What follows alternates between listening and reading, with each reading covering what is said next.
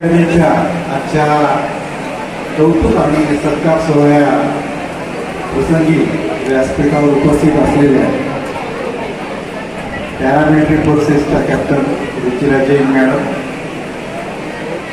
या ठिकाणी गरुड जेट अकॅडमीचे संचालक प्राध्यापक सुरेश सोमाणेजी, त्यांचे बंधू श्री निलेश सोनाणेजी, त्यांचे आदरणीय आई आणि वडील, कल्याणी महिला बहुउद्देशीय सेवा संस्था नाशिकच्या संचालिका माननीय सुनीताताई मोडकजी, ज्यांची निवड झाली असे 300 विद्यार्थी विद्यार्थिनी. आज मला अत्यंत आनंद होतोय या ठिकाणी तुमच्या समोर उपस्थित राहून बोलण्याला. क्रिकेट आपण सगळेजण खेळतो, बरोबर आहे. आता 2020चा जमाना आहे, पण मॅडम आम्ही जेव्हा लहान होतो तेव्हा टेस्ट क्रिकेट चालायचं, आणि टेस्ट क्रिकेटमध्ये जर संध्याकाळी 4-4:30ला एखादा प्लेयर जर आऊट झाला तर अशा वेळेस एक दुसरा प्लेयर पाठवायचे, त्याला म्हणायचे नाईट वॉचमन. तो नाईट वॉचमन पुढचा 1-1.5 तास खेळून काढायचा, आणि मग दुसऱ्या दिवशी सकाळी फ्रेश दुसरे प्लेयर यायचे. तसा आजच्या कार्यक्रमाला माननीय जिल्हाधिकारी स्वामी सर येणार होते, पण माझी नाईट वॉचमन म्हणून निवड झाली, आणि ऐनवेळी सोनवणे सरांनी मला फोन केला की तुम्हाला या ठिकाणी यावं लागेल. मोडक मॅडम माझ्यासोबत आल्या आणि मला तुमच्याशी संवाद करण्याची इथे संधी भेटली, त्याबद्दल अभिनंदन. आणि ज्यांचा नाही झाला त्यांचं पुढच्या वर्षीसाठी ऍडव्हान्स मध्ये अभिनंदन, की तुम्हाला पुढच्या वर्षी यापेक्षाही उत्तुंग असं यश या ठिकाणी मिळवायचं आहे.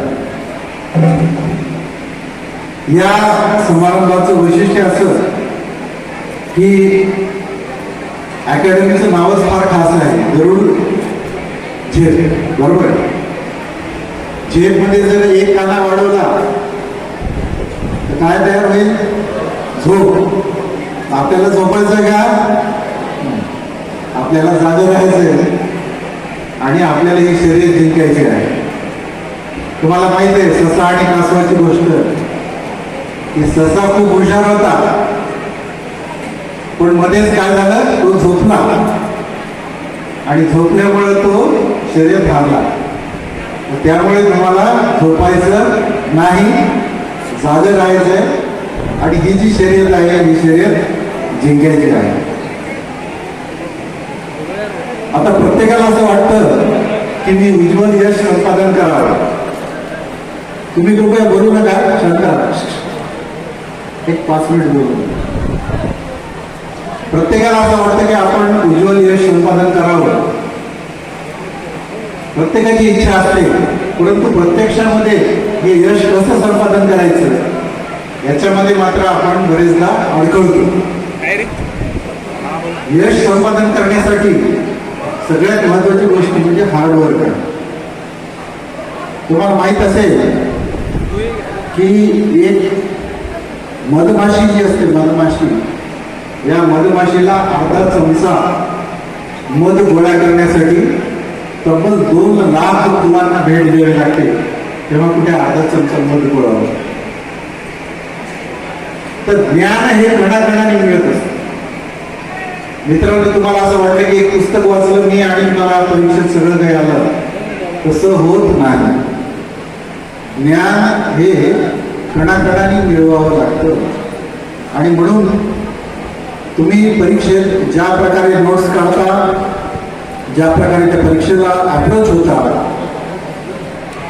त्या अप्रोचच ठरवतो की तुम्ही सक्सेस होणार आहात की नाही होणार. आता मला इथे सांगा की किती जणांना वाटतं की ते पास होऊ शकतात? हात वर करा. अच्छा, चांगली संख्या. किती जणांना वाटतं की ते नापास होऊ शकतात? किती जण आहेत अशा? ओके, आणि किती जणांना असं वाटतं की नक्की सांगता येत नाही पास होईल का नापास होईल, असे किती जण आहेत? ठीक आहे, व्हेरी गुड. त्या भागातून हात वर आले. याचं कारण मी तुम्हाला असं विचारलं की या ठिकाणी आल्यानंतर तुमच्यामध्ये एक ऑनेस्टी पाहिजे. आपल्या स्वतःचं परीक्षण तुम्हाला करता आलं पाहिजे की मी ज्या परीक्षेला बसणार आहे त्या परीक्षेला मी सुटेबल आहे का नाही. तर मी जर सुटेबल असेल किंवा असेल तर मला यश मिळेल, पण सुटेबल नसेल तर मी त्या परीक्षेत यश संपादन करू शकणार नाही. आणि म्हणून स्वतःचं जे असेसमेंट ज्याला म्हणतो आपण, ते असेसमेंट तुम्हाला करता आलं पाहिजे. त्या विषयाचं आकलन तुम्हाला होतं की नाही हे तुम्हाला लक्षात आलं पाहिजे. प्रत्येक परीक्षेचे एक टप्पे असतात. पहिला टप्पा असतो प्रिलिम्स, दुसरा टप्पा असतो राज्यसेवेचं, मी बोलतोय राज्यसेवा MPSC किंवा UPSC बद्दल. सिव्हिल सर्व्हिसेसचे सुद्धा एक टप्पे आहेत. पहिला आहे प्रिलिम्स, दुसरा आहे मेन्स आणि तिसरा आहे इंटरव्ह्यू. प्रिलिम्स मध्ये तुम्हाला फॅक्च्युअल नॉलेज विचारलं जातं. तुम्हाला फॅक्ट लक्षात राहतात का नाही? किती लोक असे आहेत की ज्यांना फॅक्ट लक्षात राहतात? कोणी नाही.